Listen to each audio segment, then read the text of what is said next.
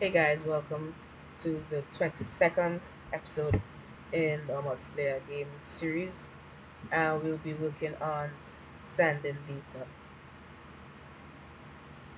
So, if he is a host, the host will load the map, but if he's a client, he won't.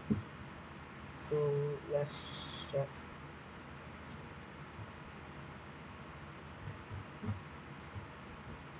we want to send a message. So we say send chat message.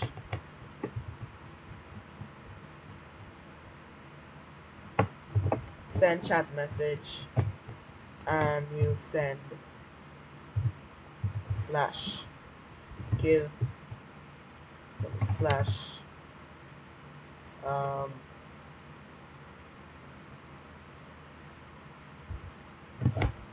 something that will sound good. So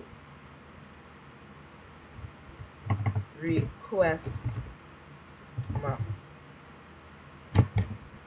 So we'll send the map message slash request map, and down in the public message where we check all these different strings, just say copy this else and paste it below. So else if the string is equal to slash request map, then we want to check if global dot is host. So if global dot is host, then this person will send chat message again, send chat message, and message will be, it will start off with a slash, and it will be send map. Okay, to make this easier for you to understand, instead of having this as request map, it will be requesting map. So he's currently requesting map data, and when everyone reads that someone is requesting the map data, the host will write a function called sending map. So it will be sending the map data, and after that there's a bunch of things we want to send, which up here in brackets is width, height, x and y of the map size, and all the different objects. So after we do the send map,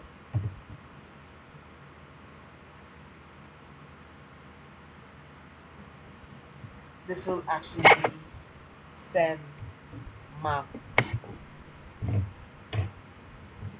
sending map data. So it'll be chat message sending map data, and this, we'll use this as reference, which is the map.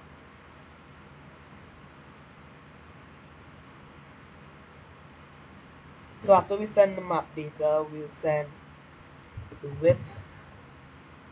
So say plus, after slash send map data, it's a comma, plus root dot the map dot underscore width, or we should do the x and y first. So x, it will send the x value plus a comma plus root dot the map dot underscore y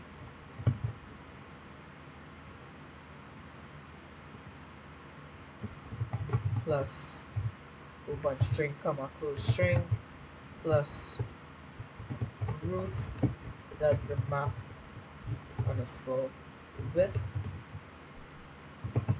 plus comma plus root dot the map dot height. So the string will actually pop up as sending map data comma x value, comma y value, comma width, comma height.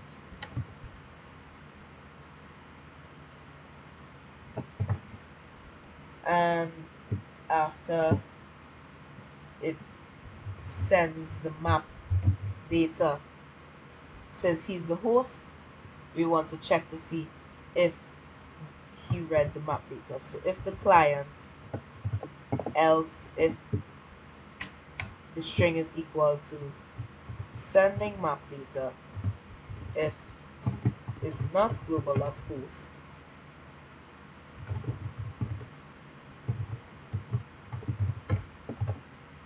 so if not global.host, so if it's a client that just connected and he finds the data sending map, then he will read this data. So we'll call a splitter is equal to whatever the message is, dot split, and split the commas. Then we'll say map x is equal to splitter 1, since sending map data will be splitter 0. We don't really need that. So map x will be splitter 1, map y splitter 2, map width, or W for short, splitter 3, and map height, H for short, splitter 4. After that, we want to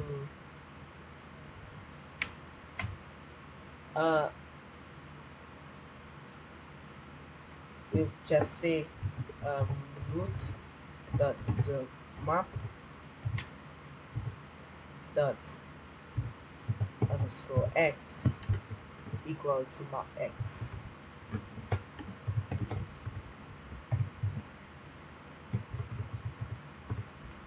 and the y will be equal to map y, width is equal to the map width, and height will be equal to the map height. So after if we've set all these things, okay, back, let's just explain it. When the client loads the level, since he is not a host, he will send a chat message requesting map. When he requests the map, if the host of the game reads it, the host will send data of the map based on how his map looks. Then when he sends it, the client will read it and will split up all the data and make his map look similar to it. Then after his map becomes like that, he will call the function, he will send another chat message, send chat message, and this time it will be slash requesting object.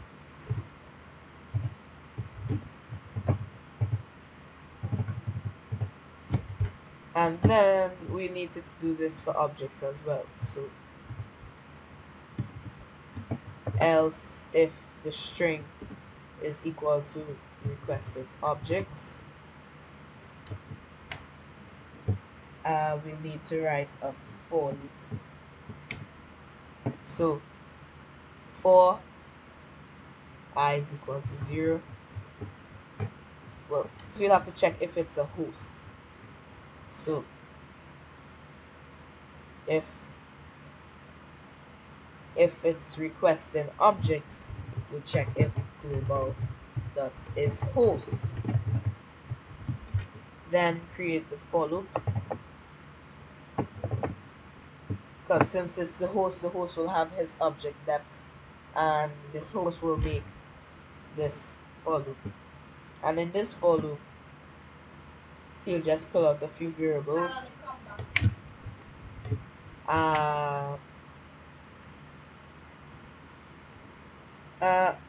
A good thing to do will be to go into the save file. So I've gone into this here, copy some code, in save map. So inside this for loop, take out that. Just copy all these 4 things here.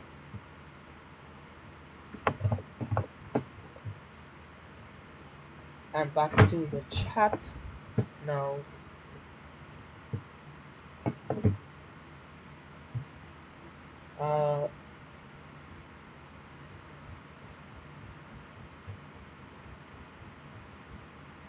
inside the for loop, paste it, select everything and press tab to manually format it. And now, since we saved it as these things, we also need to load. So we want to load the else. We send object name, the x and the y, and the depth. So instead of using mgt data, we'll just use something like on or o name is equal to that, and the objects that are loaded for the host already has these variables. So on is equal to that. Ox, object x, will be equal to that particular object's x value. The object y will be equal to the particular object y value, and the object depth will be equal to that particular depth. I think those are the 4 things we need to send, since those are the 4 things we save.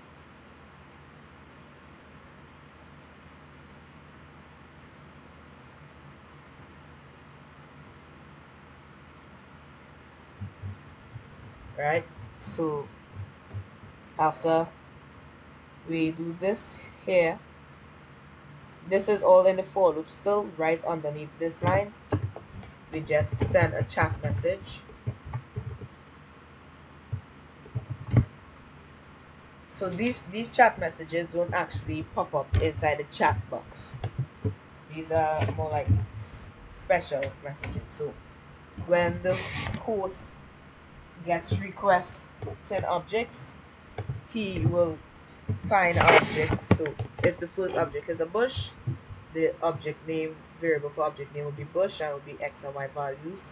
That will be the for loop. Then after, he will send the bush data, and then since the for loop will be bush, I will be equal to 12, the new object will be tree, and he will send the tree object as well. That's how he'll be doing. So send chat message, and he will send a message that says sending objects.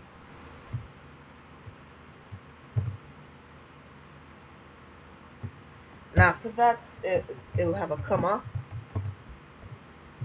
after plus o name, which will be the object name, plus quotes comma plus ox plus quotes comma plus oy plus quotes comma plus o depth.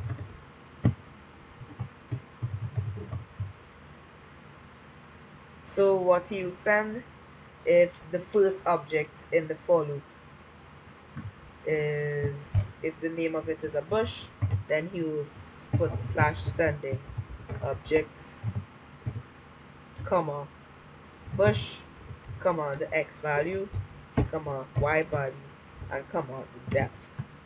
Then the second object he will send will be, if that object is a tree, comma tree, the x, y, and the depth. And when he sends these objects, before he is able to send another one, we want the character to pulley to get that data and send another object and wait for more. We'll get that data and wait for another object to send. So as soon as he sends a chat message, a new chat message will pop up, which will be sending objects. So we'll say if if the index, the text is equal to sending object, then we'll check. If not, global dot is host. If he's not the host, then splitter is equal to message dot split, and split it from the commas. Then you this client himself will have variables. So our name will be splitter 1,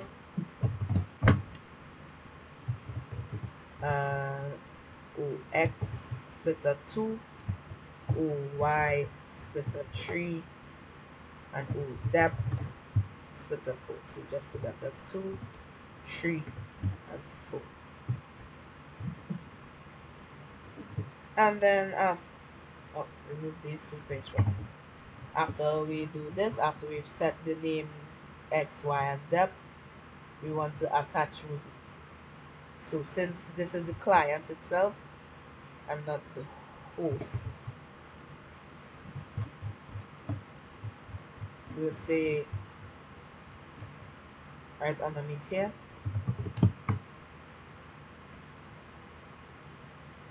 root.attach movie, and the name will be o name. That is what it will attach. And also, one thing we need to add after, we need to add the I value. So since in this follow up here, the I is equal to 10 and I increases, after we've added the object depth, we need to add the I. So I is more like the position. So say plus, comma, plus I. And under here, we just say I is equal to splitter 5. So the object name, the object that we will be attaching will be whatever this name is. The name of the object will be object plus that current position. Its depth will be O depth. O depth.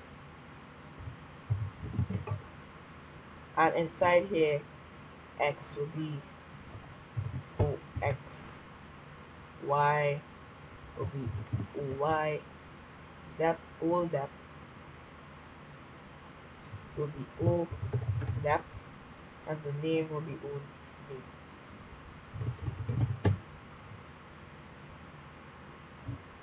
Those will be the objects.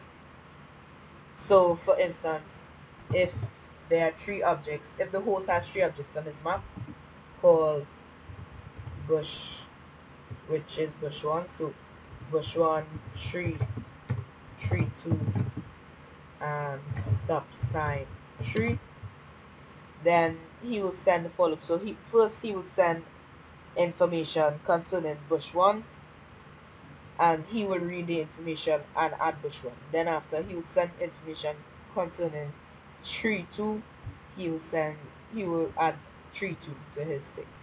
Then he will send stop sign 3, he will add stop sign 3. So that is what's supposed to happen. And we need to test this to see if it works.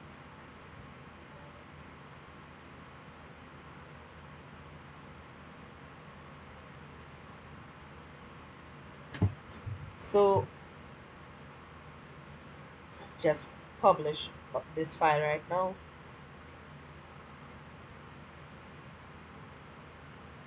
And save it as a backup file in case anything happens to it.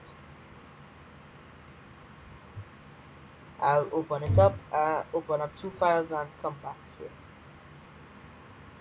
So I'm going to log in with Danny on this side and Bob over here. The editor. Okay, so let me fix it. So Danny will host the server and he'll host final tonight. is connected, so the map is loading, and Bob will connect to a server using the IP address localhost.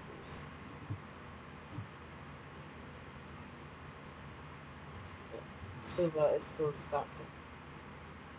What I usually do is have one of the files here and another inside Flash, which so that I can easily debug it. So server is starting. We load up our final map and we join when it's loaded.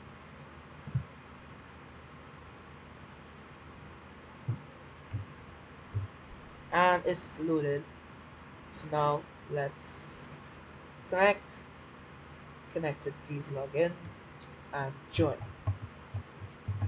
And then we want him to connect as well and join. So you see, everything loads up slowly. So he has all the data and it's like, what? No swearing. Okay. Although I did not swear. So they do pop up. Some things look like it did not load, but most of the things are here. And the reason why they do not see each other is because, wow, that was lagging a lot. The reason why they don't see each other is because in the user variable update, it checks if the current map is equal to global map name. And I think that since there's no maps, global map name isn't set.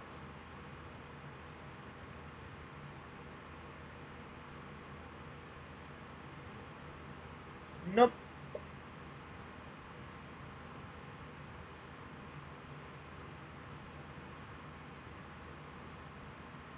So it doesn't have global map name defined. So the easy way out of this, just copy global map name and scroll straight up where we define everything here and just say global map name is equal to the entire map or whatever you'd like to name it as. So the map name will be the same for everyone and they would join, see each other. And of course we need to publish it again. So publish that. I'm going to do a few debugging since I realized one of the objects did not appear, so I'll look into that and get back to you.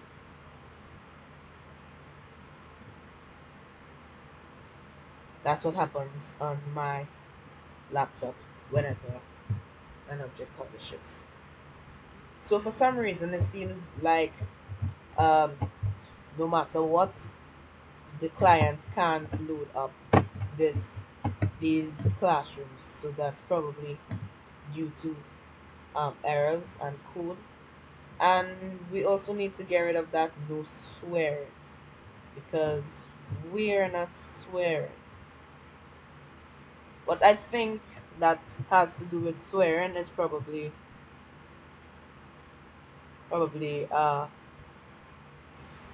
typing too much at once. That might be a problem.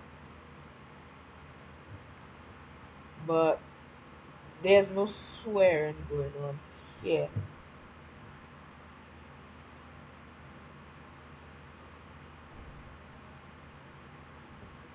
So I'm just going to look for some things.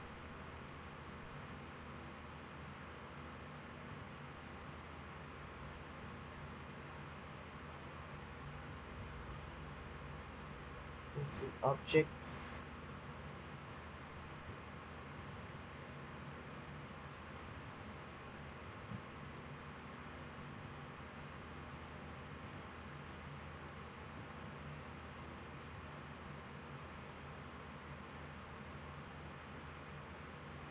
Well, out of all of them, the classroom seems like the only one. Oh, I see. Um, in the swearing in or admin tool, classroom has one of the swear words in it. So we need to see about that. So go back. We have to look for admin tool. So in local disk, where we have all our program files, where you've saved SmartFox server,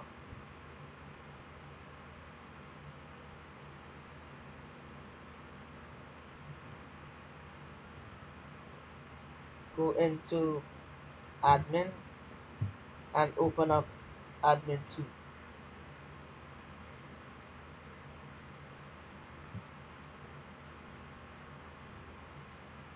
The IP address is this.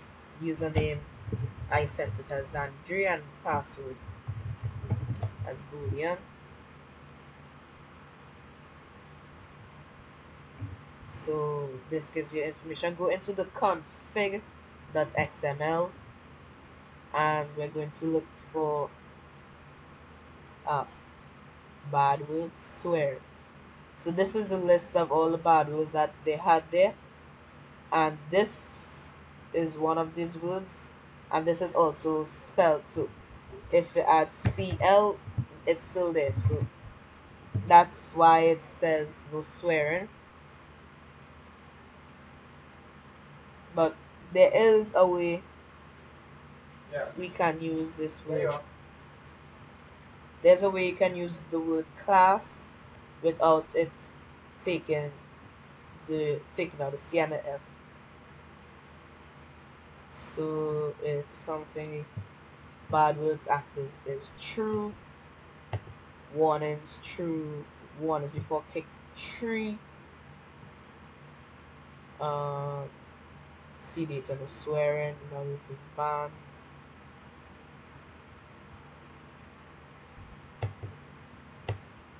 Banned for 30 minutes. I can't really find it right now. So the best thing we need to do is set this to off.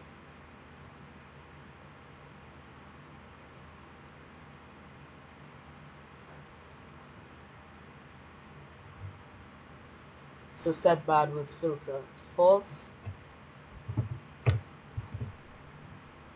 and now save the config file and log out. And finally, if we try to connect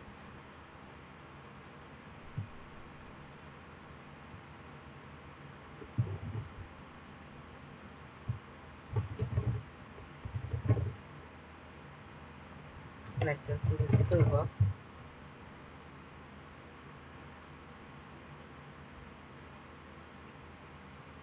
oh, there's no host. So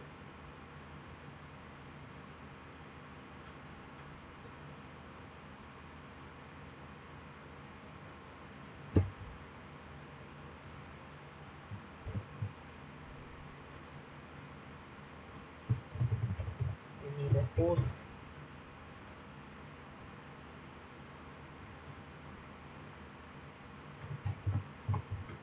and we need the client now.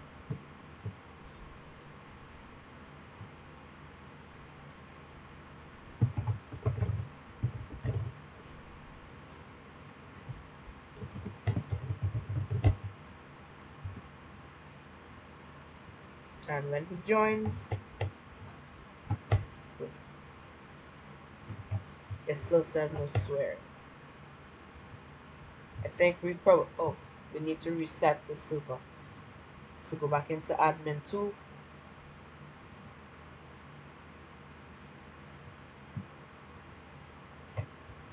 enter your password, and server control restart. The server is going to be restarted in 10 seconds. So when we send this, we can send whatever message. So we can say server restarts soon, guys. 10 seconds. Send message, and all the people that will be connected to the server would get that message.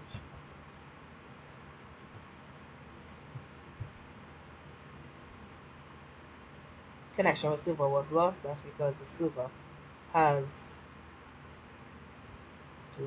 restarted. So we'll have to wait for the server.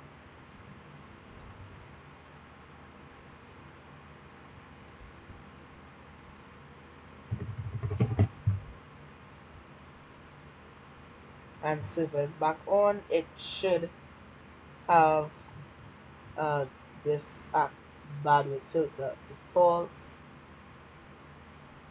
Filter using filter. Image tree. See data, no swearing. So let's try it now.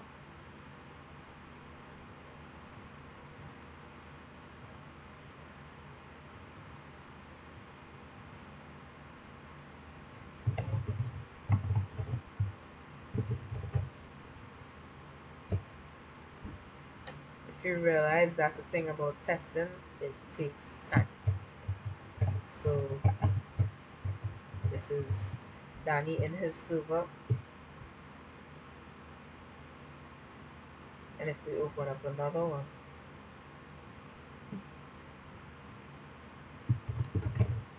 Steve.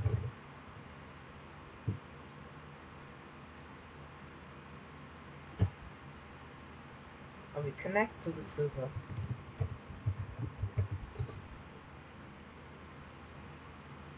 Join.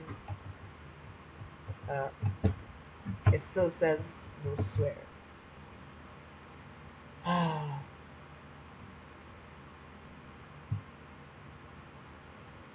Okay, so I've just deleted all the bad words and just added in this random bad word. In the server status, restart server. And since that might not really do, and server just restart was requested by administrator. Web server stopped, and then it starts back again. Server ready. So that's how server is created.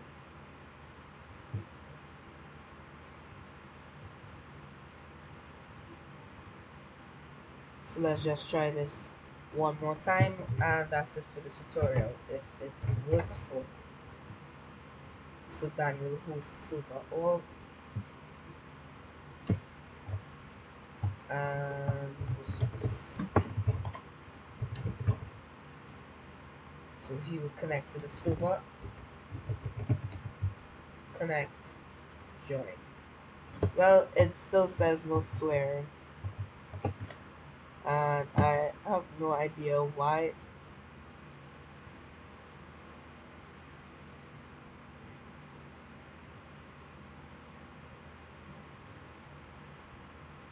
So that's it for this tutorial,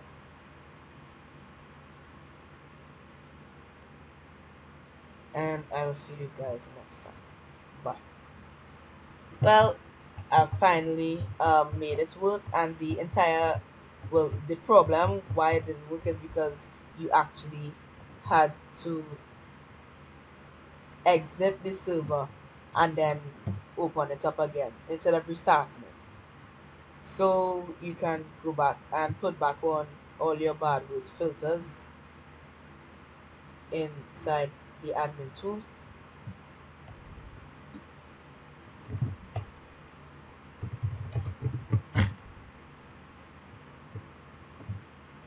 So in the config file, you can go ahead and add in all your different words that you think are bad, but just leave bad with filter as false. And of course, you need to exit the server and open it back up again before any changes take effect. So that's it for this tutorial. In the next tutorial, we'll work on collision with different objects.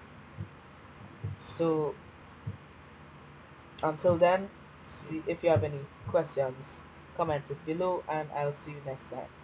Bye.